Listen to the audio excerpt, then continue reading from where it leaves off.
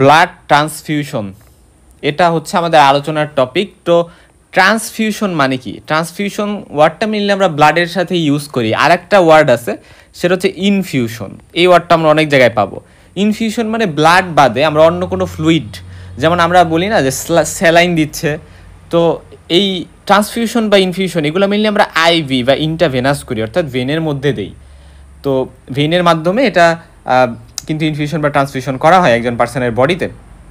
তো ইনফিউশন মানে হচ্ছে ব্লাড বাদে অন্য কোনো ফ্লুইড দেওয়া হচ্ছে, সাধারণত স্লাইন দেওয়া হয়। তো এটাই আর কি। এখন ব্লাড ট্রান্সফিউশন সাধারণত আমরা একজন পার্সনের বডি থেকে আরেকজনের পার্সনের বডিতে করে থাকি। নিজের বডি থেকে নিজের বডিতে ট্রান্সফিউশন করা, অর্থাৎ এটারও কিন্তু ব্যবস্থা আছে। এটা নিয়ে আমরা এখন মোটেও আলোচনা করব না, এটা পরবর্তীতে পড়াশোনার বিষয়ে যখন মানে স্পেশালিটি করা হবে ওই টাইমে হচ্ছে এই বিষয়গুলো নিয়ে জানা যাবে। যাই হোক, হাউএভার এখন আমরা হচ্ছে ব্লাড ট্রান্সফিউশন কাকে বলে সেটা নিয়ে একটু জানবো, যে ডেফিনেশনটা একটু জানবো আমরা। What is blood transfusion? Blood transfusion হচ্ছে সেই প্রসেস যেখানে আইদার হোল ব্লাড মানে কি? হোল ব্লাড মানে হচ্ছে ওই যে বলছিলাম না যে ব্লাড যদি আমি 100% ধরি, তাহলে তার মধ্যে 55% হচ্ছে থাকে 55% থাকে প্লাজমা, আর বাকি 45% থাকে ব্লাড সেলস। তো এই যে টোটাল ব্লাডটার কথা আমি বললাম, এটাই হচ্ছে হোল ব্লাড। হ্যাঁ, এটাকে বলি আমরা হোল ব্লাড, মানে ব্লাডের সব কিছু এখানে আছে। তো আমরা হোল ব্লাড দিতে পারি, অথবা আমরা ব্লাড প্রোডাক্টস দিতে পারি, অর্থাৎ ব্লাডের কোনো একটা প্রোডাক্ট। যেমন আমি শুধু আরবিসি দিব, শুধু প্লাজমা দিব, যেটাকে আমরা ফ্রেশ ফ্রোজেন প্লাজমা বা এফএফপি বলে থাকি, অথবা প্লেটিলেটস দিব একজন পার্সন থেকে, অর্থাৎ যে ডোনেট করবে, যে পার্সনটা ব্লাড দিবে, সেই পার্সনটা থেকে আমি আর একটা পার্সন যে হচ্ছে ব্লাড নিবে, অর্থাৎ রিসিপেন্ট মানে সেই পার্সনটা যার ব্লাডের দরকার। তার হয়তো বা ব্লাড লস হইতে, অ্যাক্সিডেন্ট করছে, অথবা কোনো একটা অপারেশন হয়েছে, এখন তার ব্লাডের দরকার। তো এখন সে হচ্ছে রিসিপেন্ট, আর ডোনার হচ্ছে যে ব্যক্তি ব্লাড দিবে। সাধারণত দেখা যায় যে 450 ml এর মতো ব্লাড দেয়, তো পার্সনটা 450 ml এর মতো ব্লাড দিচ্ছে, যে সে হচ্ছে ডোনার। অনেক সময় এরকম দেখো না যে হচ্ছে এই ব্লাড লাগবে, ও পজিটিভ ব্লাড লাগবে, সো একজন ডোনার লাগবে। সো যারা ডোনার তারা কিন্তু এভাবে ব্লাড ডোনেট করে, এবং এটা অবশ্যই একটা মহৎ কাজ। এবং এটা সাধারণত ইন্টারভেনাসলি দেওয়া হয়, ইন্টারভেনাস রুটে। কোনো ইনজুরির কারণে ব্লাড লাগতে পারে, ব্লাড ট্রান্সফিউশন কোনো সার্জারির কারণে অথবা কোনো ডিজিজের কারণেও কিন্তু ব্লাড ট্রান্সফিউশন লাগতে পারে, যেমন লিউকেমিয়া সহ, থ্যালাসেমিয়া সহ বিভিন্ন ডিজিজে কিন্তু ব্লাড লাগে। আচ্ছা, যাই হোক, এখন সহজভাবে যদি আমরা বলতে চাই যে giving one person's blood to another person, এটাকে আমরা বলতেছি ব্লাড ট্রান্সফিউশন। ঠিক আছে, এখন কোন কোন ক্ষেত্রে আমরা ব্লাড ট্রান্সফিউশনের দরকার হবে? আনসার হচ্ছে যখন সিভিয়ার ব্লাড লস হয়েছে কোনো ট্রমা বা অ্যাক্সিডেন্টের কারণে, কোনো হেমোরেজিক কোনো প্রবলেমের কারণে, হেমোরেজিক প্রবলেম হতে পারে কোনো প্যাথোলজিক্যাল লিশনের কারণে, কোনো রোগের কারণে। তো তখন দেখা যাইতে পারে যে 2 লিটার ব্লাড বা তার বেশি যদি লস হয়ে যায়, তাহলে সেটা ফ্যাটাল হয়ে যাবে, তখন আর ব্লাড দিয়েও কাজ হবে না। কিন্তু যদি এর কম ব্লাড লস হয়, তাহলে কিন্তু সেটাকে ব্লাড দিয়ে ব্লাড ট্রান্সফিউজ করে সেটাকে কম্পেনসেট করা পসিবল। আর হিমোগ্লোবিন লেভেল যদি খুব বেশি কমে যায়, সাধারণত যদি 5 গ্রাম পার ডেসিলিটার এর নিচে বা এই পর্যন্ত চলে আসে হিমোগ্লোবিন লেভেল, তাহলে কিন্তু সেটা সিভিয়ার অ্যানিমিয়াকে ইন্ডিকেট করে। সো এটা খুবই ফ্যাটাল। আমরা হিমোগ্লোবিনের নর্মাল লেভেল জানি, তো যদি হিমোগ্লোবিন লেভেল 6 থেকে 8-এর মধ্যে থাকে, 8 গ্রাম পার ডেসিলিটার, এটা এই পর্যন্ত আসলেই কিন্তু মানে আমাদের ব্লাড দিতে হয়, ব্লাড ট্রান্সফিউশন করতে হয় সাধারণত, কারণ এটা এফেক্টিভ হয় সাধারণত। বাট যদি 5 গ্রাম পার ডেসিলিটার আসে, তাহলে তো মাস দিতে হবে, মানে কোনো কথাই নেই, এরকম একটা অবস্থা আর কি। 10 বা তার আশেপাশে থাকলে দরকার হয় না তেমন একটা। আচ্ছা, যাই হোক, তারপর হচ্ছে ফলোইং সিভিয়ার বার্ন। কেউ যদি পুড়ে যায়, হ্যাঁ, যারা পুড়ে যায়, পোড়া পেশেন্ট, বার্নিংয়ের পেশেন্ট, আগুনে পোড়া, তাদের ক্ষেত্রেও কিন্তু ব্লাড লাগে। লিউকেমিয়া, কার্বন মনোক্সাইড পয়জনিং, তারপর হচ্ছে হিমোলাইটিক ডিজিজ অফ নিউবর্ন। আচ্ছা, এটা একটা ইম্পর্টেন্ট টপিক, এটা নিয়ে অলরেডি আমরা জানি আসছি, রাইট? আচ্ছা, এখন আসা যাক যে কী কী প্রিকশন মেনটেন করতে হবে। আমি একজন পার্সন থেকে আরেকজন পার্সনকে যে ব্লাডটা দিব, তো তার জন্য অবশ্যই ব্লাডটা কম্পেটেবল হইতে হবে, কম্পেটিবিলিটি থাকতে হবে। অর্থাৎ যে ব্লাড ডোনেট করবে আর যে ব্লাড রিসিভ করছে, তাদের ব্লাডের মধ্যে একটা মিল থাকতে হবে। কি মিল থাকতে হবে? ফার্স্ট কথা, এবিও ব্লাড গ্রুপেও মিল থাকতে হবে এবং আরএইচ গ্রুপেও মিল থাকতে হবে। আমরা জানি যে এবি ও ব্লাড গ্রুপ বলতে বোঝায় আইদার পার্সেন্টের ব্লাড গ্রুপ এ অথবা বি অথবা এ বি অথবা ও। ঠিক আছে, এটাতে যেমন মিল থাকতে হবে, অর্থাৎ এ ব্লাড গ্রুপযুক্ত পার্সন অবশ্যই এ ব্লাড গ্রুপযুক্ত পার্সনকেই ব্লাড দিতে হবে। যার বি তার বিকেই দিতে হবে, যার এ বি তার এ বিকেই দিতে হবে। এখানে আরেকটা জিনিসও মেকশিওর করতে হবে, সেটা হচ্ছে আর এইচ গ্রুপ, অর্থাৎ এ পজিটিভকেই দিবে, এ পজিটিভ কিন্তু এ নেগেটিভকে ব্লাড দিতে পারবে না। অর্থাৎ ওভারঅল কথা, দুইজনের ব্লাডের এবিও ব্লাড গ্রুপিংও সেম হইতে হবে এবং সেটা পজিটিভ না নেগেটিভ এইটাও সেম হইতে হবে, ঠিক আছে? অর্থাৎ আমি বললাম এ বি নেগেটিভ একজন পার্সন, তাহলে সে এ বি নেগেটিভকেই ব্লাড দিবে, এটা হচ্ছে আমাদের মাথায় রাখতে হবে। পাশাপাশি স্ক্রিনিংয়ের বিষয়টাও মাথায় রাখতে হবে, অর্থাৎ স্ক্রিনিং অফ ডোনার, যে ব্লাড দিবে তার অবশ্যই viral hepatitis, HIV, syphilis, malaria, কালাজ্বর, এরকম বিভিন্ন ডিজিজ, এগুলো কিন্তু ওই পার্সনের থাকা যাবে না। ওইগুলো যদি থাকে তাহলে সে ব্লাড ডোনেটের জন্য উপযুক্ত না। কারণ কি? কারণ হচ্ছে এই ডিজিজগুলো কিন্তু ব্লাড বর্ন বা ব্লাড দিয়ে ছড়াইতে পারে, সো যে ব্লাড নিবে রিসিপেন্ট, যে তার কিন্তু অনেক প্রবলেম হবে। এখন আমরা মাথায় রাখবো, আমরা ডেফিনেশন পড়ে আসছি যে অ্যাকচুয়ালি আমরা ব্লাড এর কোন কোন জিনিসগুলো ট্রান্সফিউজ করতে পারি। আনসার হচ্ছে যে আমরা হোল ব্লাড দিতে পারি, অথবা আমরা কোনো ব্লাড কম্পোনেন্ট দিতে পারি, যেমন আরবিসি, প্লেটিলেট, অথবা ফ্রেশ ফ্রোজেন প্লাজমা অর্থাৎ প্লাজমা দিতে পারি, বা লিউকোসাইটের কনসেন্ট্রেট অর্থাৎ ডাব্লিউবিসি দিতে পারি। সাধারণত আমরা মনে রাখবো যে হোল ব্লাড এটা কিন্তু সাধারণত মানে ধরে নেওয়া হয় যে এটা কোনো আইডিয়াল মানে ট্রান্সফিউশন না। হোল ব্লাড কোনো আইডিয়াল মানে সোর্স অফ ট্রান্সফিউশন না। হোল ব্লাড দিলে অনেক ঝামেলা হইতে পারে, অনেক পেশেন্টের ক্ষেত্রে অনেক প্রবলেম দেখা দিতে পারে, এজন্য whole blood is not a good idea. হ্যাঁ, এটাই আর কি। তো শান্ত হোল ব্লাড কোন কোন ক্ষেত্রে দেওয়া যাইতে পারে এরকম কিছু কন্ডিশন এখানে লেখা আছে। হ্যাঁ, আমি এই জন্য এটা জাস্ট অ্যাড করে দিছি যে যেমন সিভিয়ার হেমোরেজ যদি হয়, অনেক বেশি অ্যাক্সিডেন্ট হয়েছে, তো তখন এটা দিতেই হবে। মেজর অপারেশনের সময় সিভিয়ার বার্ন বা আগুনে পুড়ে গেলে এটা একটা ইম্পর্টেন্ট বিষয়। তারপরে during pre operative preparations in severe anaemia, so এরকম বিভিন্ন ক্ষেত্রে কিন্তু আমরা মানে হোল ব্লাড দিব। এবং এক্সচেঞ্জ ট্রান্সফিউশনের একটা বিষয় আছে, যে এক্সচেঞ্জ ট্রান্সফিউশনের ক্ষেত্রে আমরা হোল ব্লাড দিব। তারপরে আরও বেশ কিছু কন্ডিশনে আমরা হোল ব্লাড দিতে পারি, এখানে আমি লিখে দিছি, একটু দেখে নিবা। এই যে বাইপাস সার্জারিতে কিন্তু হোল ব্লাড সাধারণত দেওয়া হয়, সেটা হেপারিনাইজ ব্লাড হয়। এবং রেড সেল কনসেন্ট্রেট অর্থাৎ আরবিসি আমরা কোন ক্ষেত্রে প্রেফার করি? অবশ্যই যখন হিমোগ্লোবিন কম, সাধারণত ইলেকটিভ সার্জারিতে। এবং মেডিকেল, এটা হচ্ছে সার্জিক্যাল। আর মেডিকেল ক্ষেত্রে anaemia with congestive cardiac failure, অথবা রাইট হার্ট ফেইলর, অথবা দেখা যাচ্ছে হেপাটিক ফেইলর, ক্রনিক হেমোরেজ, এই সকল ক্ষেত্রে আমরা আরবিসি কনসেন্ট্রেট বা আরবিসি দিতে পারি।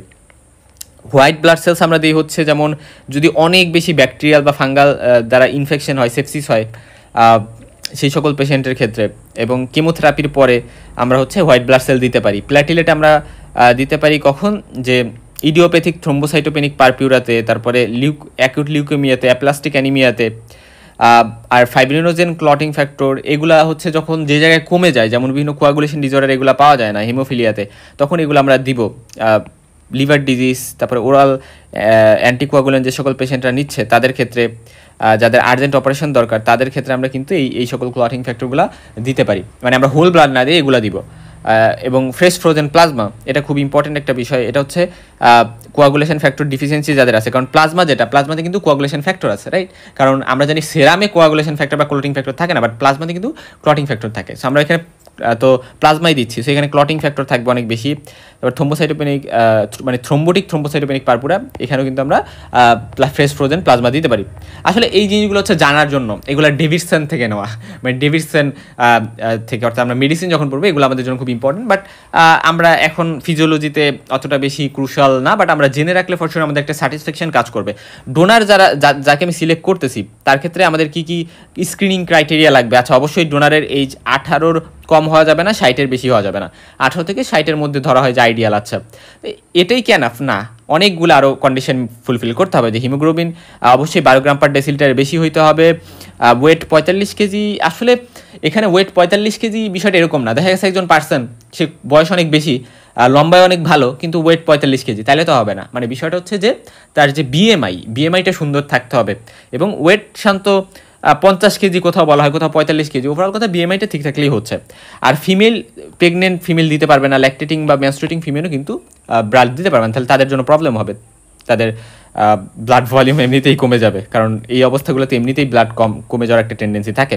তারপর বিভিন্ন যে সকল ডিজিজ যেগুলো ব্লাড বর্ন, ব্লাডের মাধ্যমে ছড়াইতে পারে, সেই সকল ডিজিজে কিন্তু অবশ্যই ট্রান্সফিউশন করা যাবে না। এবং যদি পাস্ট হিস্টোরি অফ জন্ডিস থাকে তাহলেও করা যাবে না। সো জন্ডিসের পাস্ট হিস্ট্রি থাকা যাবে না, হাইপার টেনশন, টিবি বা কার্ডিয়াক ডিজিজও ব্লাড ট্রান্সফিউশন অ্যাভয়েড করা বেটার। মানে যে সকল ডোনারের এগুলো আছে তারা ব্লাড দিবে না, ওভারঅল কথা এটা। এখন ব্লাড আমরা নেওয়ার পরে সেটা কিন্তু 4 ডিগ্রি, সাধারণত এখানে বিষয়টা এরকম যে 0 থেকে 4 ডিগ্রি সেন্টিগ্রেড তাপমাত্রা আমরা ট্রাই করবো কালেক্ট করতে, হ্যাঁ। কারণ হচ্ছে একটু কোল্ড টেম্পারেচার থাকতে হবে, এটা আমরা মাথায় রাখবো, হ্যাঁ। আচ্ছা, কারণ কোল্ড টেম্পারেচার কেন রাখতে হবে? কারণ সাধারণত আমরা কি জানি যে ফিজিক্যাল একটা প্রসেস ব্লাডকে মানে অ্যান্টিকোয়াগুলেশন প্রপার্টি মেনটেন করার জন্য সেটা হচ্ছে কোল্ডে রাখা, ঠিক আছে। এবং আমাদের ব্লাডকে প্রোটেকশন বা ভালো রাখার জন্য এই টেম্পারেচারটা খুবই ইম্পর্টেন্ট, কোল্ড একটা টেম্পারেচার। এবং ব্লাড সাধারণত 3 থেকে 4 উইক্সের বেশি কিন্তু স্টোর করে রাখা যাবে না, তাহলে সেটা ইউজ করা যাবে না। আর পার্সন যে ব্লাড ডোনেট করবে তার ক্ষেত্রে অবশ্যই আমরা মাথায় রাখবো যে মানে সে ব্লাডটা একবার দিছে, একবার দেওয়ার পরে তার 4 মাসের একটা গ্যাপ লাগবে, 4 মান্থস। কারণ আমরা জানি যে আরবিসির মানে আমরা জানি আরবিসির হচ্ছে লাইফ টাইম 120 দিন, 120 দিন মানে কত? 4 মাস, ঠিক আছে। সো ব্যাপারটা এরকম যে অ্যাকচুয়ালি আমরা 4 মাস পর পর ব্লাড মানে মিনিমাম 4 মাস পর পর ব্লাড দেওয়া যাবে। এর আগে মানে একজন পার্সন ব্লাড দিল আবার 2 মাস পরে আবার ব্লাড দিচ্ছে, এরকম ঠিক না। অবশ্যই 4 মাস পর পর দেওয়া উচিত। সেক্ষেত্রে মানে বছরে 2 থেকে 3 বার হচ্ছে ব্লাড দিতে পারে একজন ডোনার, বছরে 2 থেকে 3 বার ব্লাড ডোনেট করতে পারে, এর থেকে বেশি করা উচিত না। এই জিনিসটা আমরা মাথায় রাখবো। এবং ব্লাড ডোনেট করার আগে অবশ্যই ডোনারের একটা রিটেন কনসেন্ট নেওয়া উচিত, ঠিক আছে। নাহলে কনসেন্ট মানে কি? কনসেন্ট মানে সম্মতি। আর যদি রিটেন কনসেন্ট না হয়, পরে যদি সে বলে আমাকে জোর করে ব্লাড মানে আমার থেকে নিছে, সো এরকম বিষয়টা পরে প্রবলেম সৃষ্টি করতে পারে।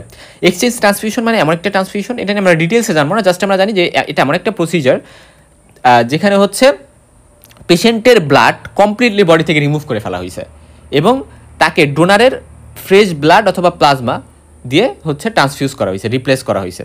এটাকে আমরা রিপ্লেসমেন্ট ট্রান্সফিউশনও বলে থাকি।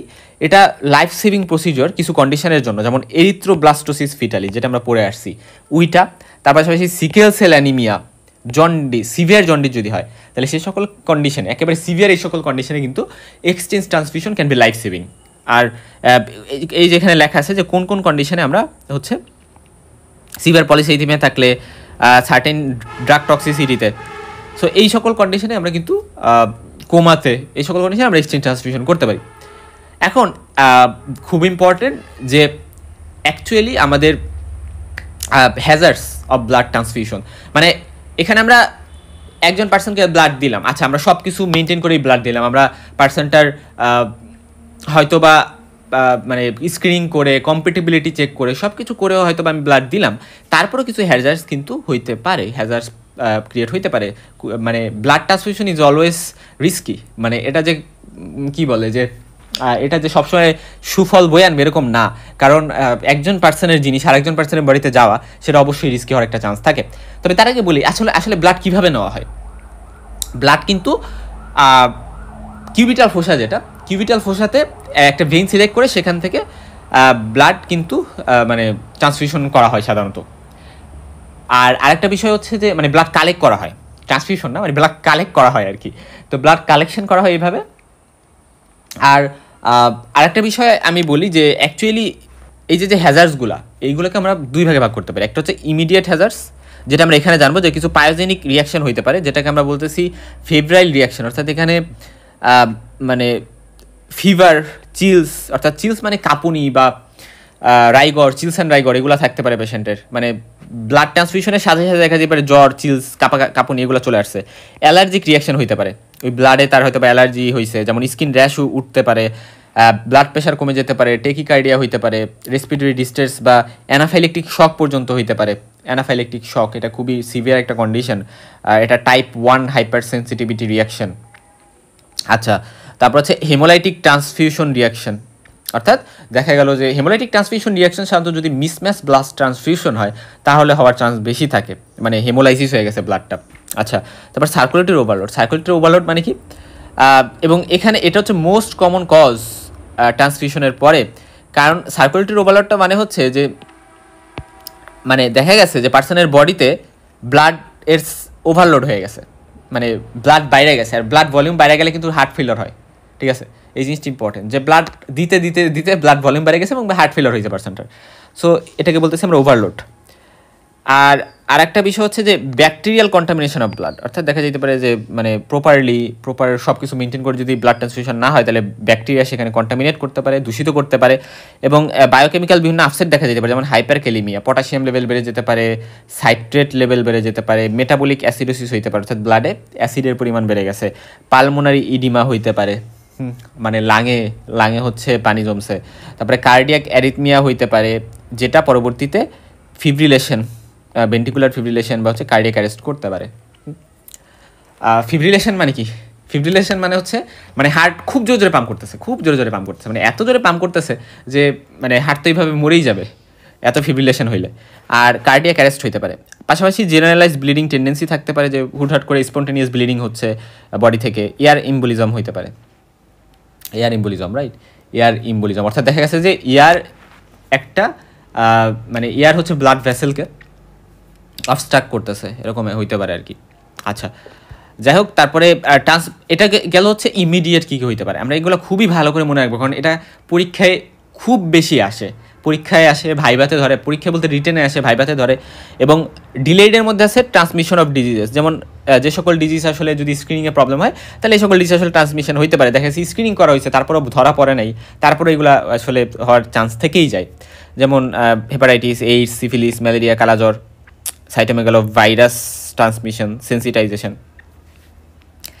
সেন্সিটাইজেশন বলতে বোঝানো হয়েছে যে অ্যাকচুয়ালি মানে ওই অ্যানাফাইলেকটিক শকই পরবর্তীতে মানে ওইটার একটা সেন্সিটাইজেশন এখানে হয়ে থাকতে পারে। আচ্ছা, তারপরে ডিলেইড হেমোলাইটিক ট্রান্সফিউশন রিয়াকশন এখানে হইতে পারে। এখন হচ্ছে মিসম্যাচ ব্লাড ট্রান্সফিউশন যদি হয় তাহলে কী হবে? মিসম্যাচ ব্লাড ট্রান্সফিউশন মানে হচ্ছে transfusion of different group of blood, অর্থাৎ আমি ধরলাম এ পজিটিভ একজন পার্সন, তাকে আমি দিছি বি পজিটিভ ব্লাড, ঠিক আছে? সো এই যে বিষয়টা, যে যেই আমি তাকে এ পজিটিভ দেওয়ার কথা বাট দিছি বি পজিটিভ, সো এই যে প্রপার মানে কম্পেটিবিলিটি ঠিকভাবে হয়নি, এটা হচ্ছে মিসম্যাচ ব্লাড ট্রান্সফিউশন। এবং এটার ক্ষেত্রে ইমিডিয়েট কী কী এফেক্ট থাকতে পারে? শিভারিং হইতে পারে, মানে কাঁপুনি, রেস্টলেসনেস, খুবই মানে খারাপ লাগবে, অস্থির লাগবে, নয়শিয়া মানে বমি বমি ভাব, ভমিটিং, বমি হওয়া, তারপরে মানে পিঠে বা ব্যাকে পেছনে খুবই ব্যথা হইতে পারে, বা অন্য জায়গায় ব্যথা বা পেইন হইতে পারে। তারপরে চেস্টে ব্যথা হইতে পারে, বা খুবই ভারী ভারী লাগতে পারে বুকটা। পালস, রেসপিরেটরি রেট এগুলা বেড়ে যাবে, বাট ব্লাড প্রেশার কমে যাবে। ব্লাড প্রেশার সাধারণত হাইপোটেনশন হয়, শক হইতে পারে। শক কখন? যখন ব্লাড প্রেশার আসলে কমে যায় তখন কিন্তু শক হয়। কারণ কি? এখানে দেখা যাবে মিসম্যাচ ব্লাড ট্রান্সফিউশনে প্রচুর হেমোলাইসিস হয়, এবং আলটিমেটলি অ্যাকচুয়াল যে ব্লাড ভলিউম সেখানে কিন্তু মানে শকে চলে যাবে পেশেন্ট। এবং এখানে ডিলেড হচ্ছে হেমোলাইসিস হবে। তারপরে পোস্ট ট্রান্সফিউশন জন্ডিস হতে পারে। কেন জন্ডিস হবে? কারণ যদি হেমোলাইসিস হয় তাহলে কী হবে? বেশি বেশি আরবিসি ব্রেকডাউন হবে, আর আরবিসি ভাঙলে আমরা কি জানি, সেখানে আরবিসি ভেঙে কিন্তু বিলিরুবিন, মানে বিলিরুবিন এগুলো হয়। আর বিলিরুবিন যদি বেড়ে যায় তাহলে তো জন্ডিস হবে। হিমোগ্লোবিনিমিয়া মানে হচ্ছে ব্লাডে, এটা মানে হচ্ছে ব্লাডে হিমোগ্লোবিন বেড়ে যাবে। আর হিমোগ্লোবিনিউরিয়া মানে হচ্ছে যেহেতু ব্লাডে হিমোগ্লোবিন বেড়ে যাবে, ফলে হচ্ছে অনেক বেশি ফ্রি হিমোগ্লোবিন থাকার কারণে ইউরিন দিয়ে হিমোগ্লোবিন বেরোবে। এজন্য আমরা এটাকে বলতেছি হিমোগ্লোবিনিউরিয়া মানে হচ্ছে ইউরিন দিয়ে হিমোগ্লোবিন বেরোনো, আর হিমোগ্লোবিনিউরিয়া মানে হচ্ছে ব্লাডে হিমোগ্লোবিন ব্লাডে বাড়ছে দেখি ইউরিন দিয়ে বেরোইছে। আচ্ছা, আর এটা খুবই ইম্পর্টেন্ট, এটা হচ্ছে যে অ্যাকিউট কিডনি শাটডাউন বা রেনাল ফেলিওর, বা অ্যাকিউট কিডনি ইঞ্জুরি এগুলো কিন্তু হবে। এটা হচ্ছে খুবই সিভিয়ার কেসে হয়। সো এটা পরীক্ষায় আসে যে কেন ব্লাড ট্রান্সফিউশনে অ্যাকিউট কিডনি ইঞ্জুরি হইতে পারে। আমাদের 3টা পয়েন্ট মনে রাখতে হবে, 3টা কারণে হইতে পারে। ফার্স্ট কথা যে অ্যান্টিজেন অ্যান্টিবডি রিয়াকশন তো হবে। অ্যান্টিজেন অ্যান্টিবডি রিয়াকশন বলতে বুঝাইছি যে আমরা জানি যে যখন একজন এ পজিটিভ পার্সনের বডিতে আমি বি পজিটিভ ব্লাড দিছি, তখন আমরা জানি যে আচ্ছা বি পজিটিভ যে পার্সনের ব্লাড সেখানে বি অ্যান্টিজেন থাকে, বাট সেখানে অ্যান্টিবডি কী থাকে? সেখানে তো তার অ্যান্টিবডি আছে আমি ধরলাম, বা তার মানে অনেকটা অ্যান্টিবডি আছে, রাইট? তো ফলে এই যে অ্যান্টিজেন অ্যান্টিবডি রিয়াকশনের কারণে তো মেইনলি হেমোলাইসিসটা হচ্ছে। তো এই জায়গায় যেহেতু অ্যান্টিজেন অ্যান্টিবডি রিয়াকশনটা হয়, এই অ্যান্টিজেন অ্যান্টিবডি রিয়াকশনের কারণে কিছু টক্সিক সাবস্ট্যান্স কিন্তু রিলিজ হয়। এবং এই টক্সিক সাবস্ট্যান্সগুলো কী করে? রেনাল যে ভেসেল আছে, এই রেনাল ভেসেলের ভেসো কনস্ট্রিকশন করে, খুবই কনস্ট্রিকশন করে। এবং এই পাওয়ারফুল কনস্ট্রিকশনের কারণে রেনাল ফেলিওর হওয়ার একটা চান্স থাকে। মানে রেনাল ফেলিওর মানে কি? মানে কিডনি কাজ করতে পারতেছে না, এরকম। তারপর হচ্ছে 2 নম্বরে হচ্ছে সার্কুলেটরি শক হইতে পারে। কীভাবে সার্কুলেটরি শক হইতে পারে? কারণ এখানে সার্কুলেটরি যে রেড ব্লাড সেলস আছে সেটা তো হেমোলাইজড হয়ে যাচ্ছে, ধ্বংস হয়ে যাচ্ছে অ্যাগ্লুটিনেশনের ফলে, অ্যান্টিবডি অ্যান্টিজেন রিয়াকশনের ফলে ধ্বংস হয়ে যাচ্ছে, এবং এর ফলে কিন্তু সার্কুলেটরি শক হইতে পারে। এবং সার্কুলেটরি শক যদি হয় তাহলে ব্লাড প্রেশার কমে যাবে, আর ব্লাড প্রেশার কমে গেলে রেনাল ব্লাড ফ্লো কমে যাবে, ইউরিন আউটপুট কমে যাবে, এবং ইউরিন আউটপুট কমে গেলে কার্ডিওজেনিক শক হবে, এবং এগুলো কিন্তু খুবই ডেঞ্জারাস। আচ্ছা, তারপরে 1 নম্বর গেল, 2 নম্বর গেল, এবং 3 নম্বরে যেটা সেটা হচ্ছে যে আমাদের রেনাল যে টিবিউলসগুলো থাকে, আমরা নেফ্রন তো পড়ে আসছি, নেফ্রন, এবং নেফ্রনে আমরা কি জানি যে রেনাল টিবিউলস থাকে ওখানে। তো রেনাল টিবিউলসে দেখা যায় ব্লকেজ সৃষ্টি হয়। সো ফার্স্ট কারণ রেনাল ভেসোকনস্ট্রিকশন, সেকেন্ড কারণ সার্কুলেটরি শক, এবং থার্ড কারণ হচ্ছে রেনাল যে টিবিউলস আছে সেগুলোতে অবস্ট্রাকশন সৃষ্টি হয় বা ব্লকেজ সৃষ্টি হয়। কীভাবে? আমরা জানি যে মানে হিমোগ্লোবিন তো সাধারণত কী থাকে, হিমোগ্লোবিন হচ্ছে অক্সিজেন বা কার্বন ডাইঅক্সাইড এগুলোর সাথে বাউন্ড ফর্মে থাকে, এগুলো নর্মাল, ঠিক আছে। এখন যেহেতু হিমোগ্লোবিন এক্ষেত্রে খুব বেড়ে যায় মিসম্যাচ ব্লাড ট্রান্সফিউশনে, হিমোগ্লোবিনিমিয়া হয়, এবং এই কারণে যেটা হয় যে অনেক বেশি ফ্রি হিমোগ্লোবিন থেকে যায়, এবং যেহেতু ফ্রি হিমোগ্লোবিন অনেক বেশি বেড়ে গেছে, তো এই ফ্রি হিমোগ্লোবিনের কিছু আছে যারা হেপ্টোগ্লোবিনের সাথে বাইন্ড করে। হেপ্টোগ্লোবিন হচ্ছে একটা প্লাজমা প্রোটিন যেটা কিছু পরিমাণ হিমোগ্লোবিন এটার সাথে বাইন্ড করাইতে পারে, প্লাজমাতে এটা থাকে এবং এটা কিছু হিমোগ্লোবিনকে এটার সাথে বাইন্ড করাইতে পারে। বাট এটার পরেও যদি এক্সেস হিমোগ্লোবিন থেকে যায়, যদি অনেক বেশি ডেঞ্জার মানে মিসম্যাচ ব্লাড ট্রান্সফিউশন হয়, তাহলে সেই এক্সেস যে হিমোগ্লোবিনগুলা সেগুলা কী করবে, সেগুলো হচ্ছে আমাদের রেনাল টিবিউলসে যাবে। অর্থাৎ আমি ধরলাম এই যে কিডনির রেনাল টিবিউলস, সো এখানে হিমোগ্লোবিনগুলো চলে আসছে, এবং হিমোগ্লোবিনগুলো এখানে আসে, এখানে একটা অবস্ট্রাকশন সৃষ্টি করে দিয়েছে, ফলে কিডনি তার ফাংশন কিন্তু করতে পারে।